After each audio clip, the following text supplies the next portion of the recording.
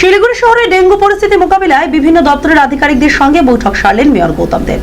বর্ষার সময় যাতে নদী প্লাবিত না হয় তার জন্য নদী থেকে পলি উত্তোলনের কাজ শুরু হয়েছে বলে জানান তিনি। সোমবার শিলিগুড়ি পুর নিগমের সভাকক্ষে এই বৈঠক অনুষ্ঠিত হয়। বৈঠকে সেচ দপ্তরের স্বাস্থ্য আধিকারিক সহ বিভিন্ন সমাজসেবী সংস্থা, শিক্ষা জগতের বিশিষ্ট ব্যক্তিত্ব সহ অন্যান্য পুর আধিকারিকেরা উপস্থিত ছিলেন। বর্ষার সময় শহরের উপর দিয়ে বয়ে চলা নদীগুলি যাতে প্লাবিত না হয় তার জন্য নদী থেকে পলি উত্তোলনের কাজ শুরু হয়েছে বলে জানান মেয়র। সভাকক্ষে প্রজেক্টরের মাধ্যমে ডেঙ্গু নিয়ে সচেতন থাকার বিভিন্ন বিষয় তুলে ধরা হয়। বৈঠক শেষে মেয়র গৌতম দেব জানান, সবকিছু নিয়ন্ত্রণে রাখতে আগে থেকে ব্যবস্থা গ্রহণ করেছে পুর নিগম। বিভিন্ন বাজারগুলোতে প্লাস্টিক ও থার্মোকলের বিরুদ্ধে অভিযান চালানো হবে বলেও জানান তিনি।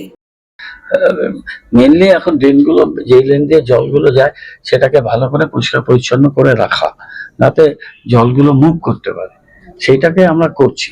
কিন্তু আমরা মানুষের কাছে অ্যাট দি সেম টাইম আবেদন করছি যে ড্রেনের মধ্যে আবর্জনা ফেলবেন না।